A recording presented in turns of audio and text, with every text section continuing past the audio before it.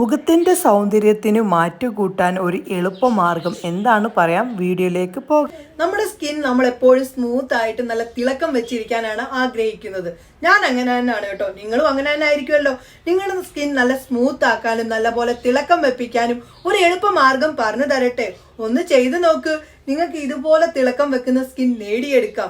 അതും 1 മിനിറ്റിൽ തന്നെ. എന്താണ് സംഭവം എന്നൊക്കെ ഉള്ളത് പറയാം. അതിന് മുന്നേ നിങ്ങൾ ആദ്യമായിട്ടാണോ എന്റെ വീഡിയോസ് കാണുന്നത്?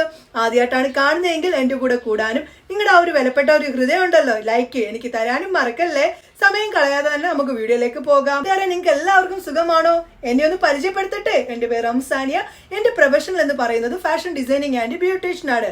ഇന്ന് ഞാൻ നിങ്ങളിലേക്ക് ഷെയർ ചെയ്യുന്നത് എന്താന്ന് വെച്ച് കഴിഞ്ഞാൽ നമ്മുടെ സ്കിൻ നല്ല സ്മൂത്ത് ആക്കാനും വെട്ടിത്തിളങ്ങാനും സഹായിക്കുന്ന ഒരു കിടിലൻ ഒരു കാര്യം. ഇതൊന്ന് ചെയ്തു നോക്ക്. നിങ്ങളുടെ സ്കിന്നിന്റെ ഷെയ്ഡ് കൂടുന്നത് കണ്ട് നിങ്ങൾ പോലും ഞെട്ടുന്നതാണ്. എന്താണ് സംഭവം എന്നുള്ളതും തയ്യാറാക്കി ഉപയോഗിച്ചിട്ടുള്ള റിസൾട്ടും ഒക്കെ നമുക്ക് കാണാം.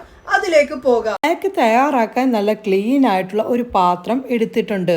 മുഖ സൗന്ദര്യത്തിന് മാറ്റുകൂട്ടാൻ നമുക്ക് ഏറ്റവും കൂടുതൽ സഹായിക്കുന്ന ഒന്നാണ് കടലമാവ് എന്ന് പറയുന്നത്. ചർമ്മത്തിൽ നിന്ന് കരിവാളിപ്പ് മാറ്റാനും സ്കിന്നിനുണ്ടാവുന്ന അൺഇവൻ സ്കിൻ ടോൺ, പിഗ്മെന്റേഷൻ എന്നിവ മാറ്റാൻ നമ്മുടെ കടലമാവിൻ്റെ പൊടിക്ക് സാധിക്കുന്നതാണ്. 1 ടേബിൾ സ്പൂണാണ് കടലമാവിൻ്റെ പൊടി ചേർക്കേണ്ടത്. അതുപോലെ ഇനി അടുത്ത് നമ്മൾ ചേർക്കുന്നത് റൈസ് പൗഡറാണ്. റൈസ് പൗഡർ നമ്മുടെ സ്കിന്നിന് വളരെ നല്ലതാണ്. 1 ടേബിൾ സ്പൂണാണ് ചേർക്കേണ്ടത്.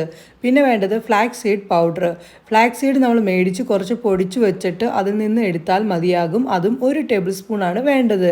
പിന്നെ നമ്മുടെ സെനമൺ പൗഡർ, അതായത് കറുകപ്പട്ടയുടെ പൊടി 1/2 ടേബിൾ സ്പൂണോളം നമുക്ക് വേണ്ടതാണ്. അങ്ങനെ പൊടികളൊക്കെ ഒന്ന് ചേർത്തിട്ട് ഒന്ന് മിക്സാക്കി കൊടുക്കേണ്ടതാണ്. ഇനി ഇതിലേക്ക് നമുക്ക് ബാക്കി പൊടികളെല്ലാം ഒന്ന് മിക്സ് ആക്കണ്ടേ. അതിന് വേണ്ടി തൈരാണ് വേണ്ടത്. ഞാനിവിടെ 1 ടേബിൾ സ്പൂൺ തൈര് ചേർത്ത് ഒന്ന് മിക്സ് ആക്കി കൊടുക്കുകയാണ്.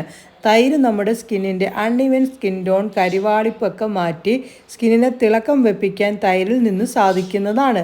ഇപ്പോൾ ഓയിലി സ്കിന്നാണെങ്കിൽ നിങ്ങൾ തൈര് ഒഴിവാക്കിയിട്ട് അതിന് പകരം റൈസ് വാട്ടർ ഉപയോഗിക്കുന്നതാണ് നല്ലത്.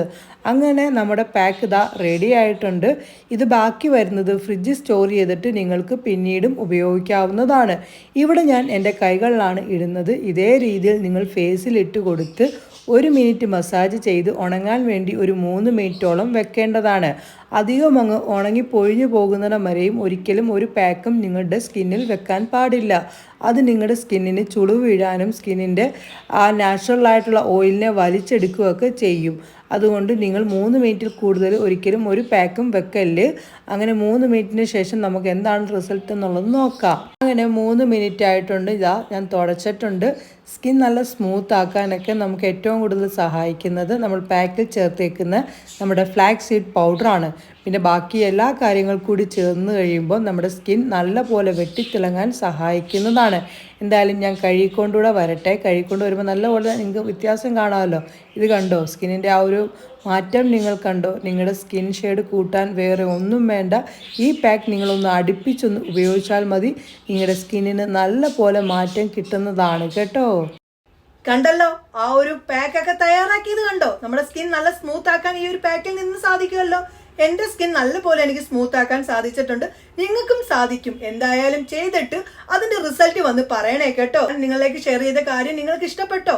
അങ്ങനെയാണെങ്കിൽ നിങ്ങളുടെ ഫ്രണ്ട്സിലേക്കും ഒക്കെ ഒന്ന് ഷെയർ ചെയ്ത് എന്നെ ഒന്ന് സപ്പോർട്ട് ചെയ്യണേ. നമുക്ക് എന്തായാലും പുതിയ വീഡിയോയുമായി കാണാം. എല്ലാവർക്കും നല്ല ദിവസം ആശംസിക്കുന്നു. ബൈ.